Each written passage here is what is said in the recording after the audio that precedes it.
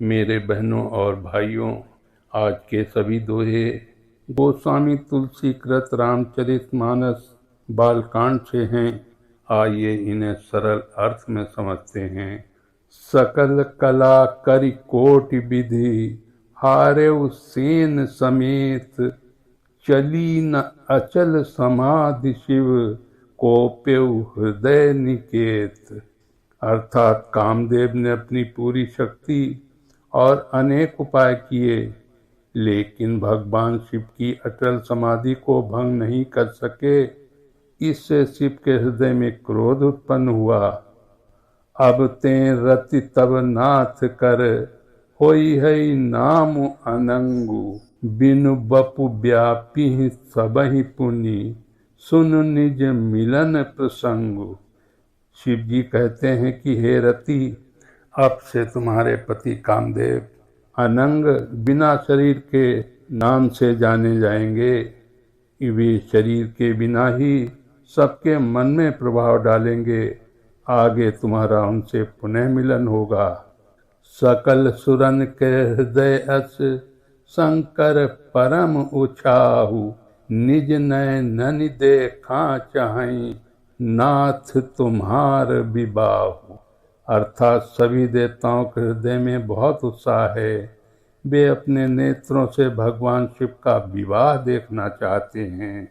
कहा हमार न सुनेहु तब, नारद के उपदेश, अब भा झूठ तुम्हार पन, जारेउ काम महेश। तुमने पहले देवर्षि नारद के उपदेश को नहीं माना, अब तुम्हारा प्रण वचन झूठा सिद्ध हुआ, क्योंकि महेश ने कामदेव को भस्म कर दिया। हिय हर से मुनि वचन सुनी, देखी प्रीति विश्वास, चले भवानी नाई सिर, गए हिमांचल पास। अर्थात मुनियों के वचन सुनकर और उनके प्रेम व विश्वास को देखकर पार्वती के हृदय में प्रसन्नता हुई। वे सिर झुकाकर आशीर्वाद लेकर अपने पिता हिमांचल के पास चली गईं। इन दोहों में ये बताया गया है कि भगवान शिव की तपस्या अडिग है। कामदेव का दहन और अनंग रूप की कथा, देवताओं का उत्साह और शिव विवाह की तैयारी, पार्वती का विश्वास और आगे की यात्रा।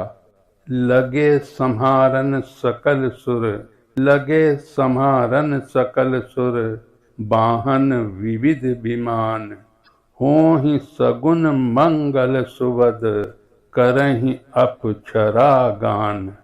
अर्थात सभी देवता अपने अपने वाहन और विमानों को सजाने लगे, शुभ संकेत होने लगे और अप्सराएं मंगल गीत गाने लगी।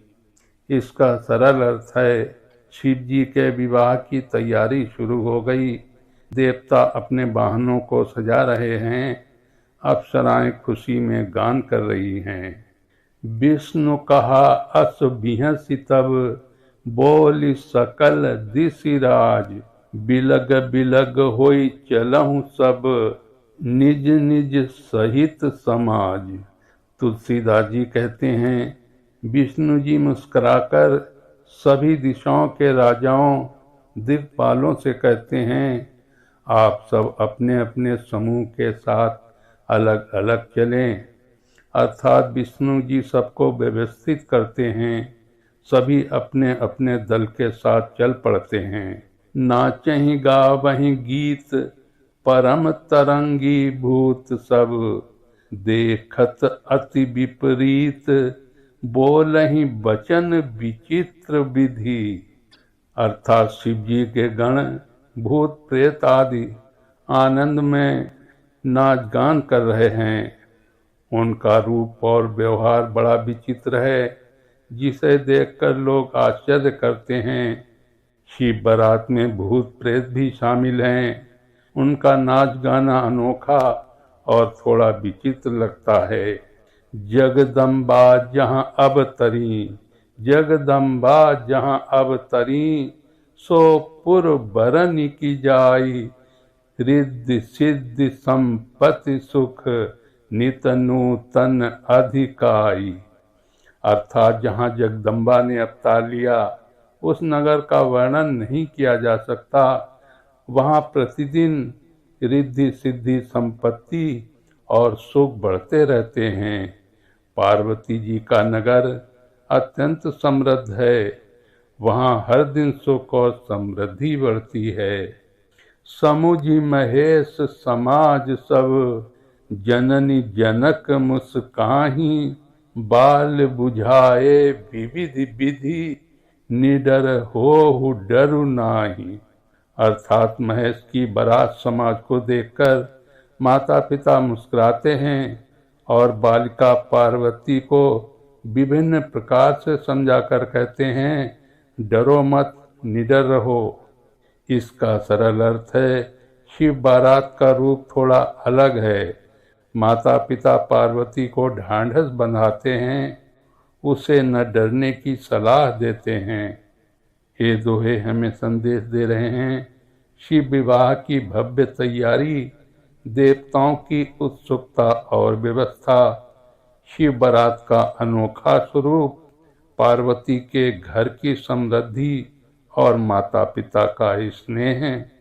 यह प्रसंग भक्ति, उत्सव और स्थिरता का सुंदर संगम दिखाता है। मेरे बहनों और भाइयों, जो 10 दोहे मैंने आज आपको सुनाए हैं, उन्हें एक छोटी सी कहानी के रूप में सुनते हैं। जब भगवान शिव गहरी तपस्या में लीन थे, तब देवताओं के कहने पर कामदेव ने उनकी समाधि भंग करने की कोशिश की।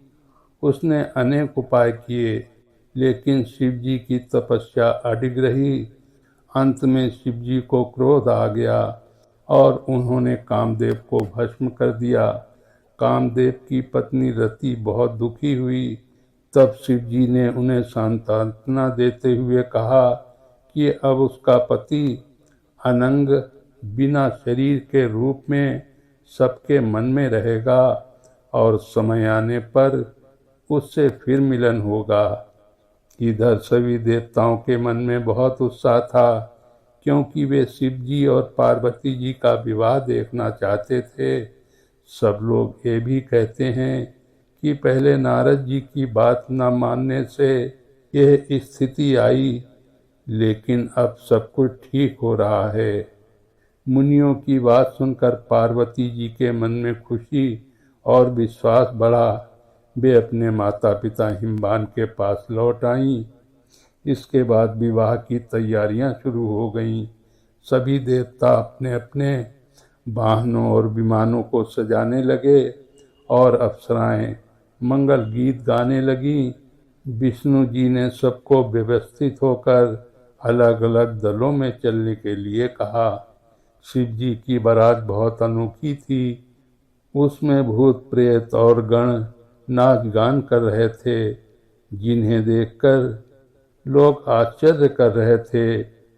उधर जहाँ पार्वती जी ने जन्म लिया था, वो नगर अत्यंत सुंदर और समृद्ध था। जब पार्वती के माता पिता ने शिव जी की बारात देखी तो वे मुस्कुराए और पार्वती जी को समझाया कि डरने की कोई बात नहीं है। तुलसीदास जी कहते हैं कि सच्ची भक्ति और तपस्या से मनोकामना पूरी होती है। धैर्य और विश्वास जरूरी है। भगवान की लीला अद्भुत और कभी कभी विचित्र भी होती है। जय भोलेनाथ, जय माता पार्वती।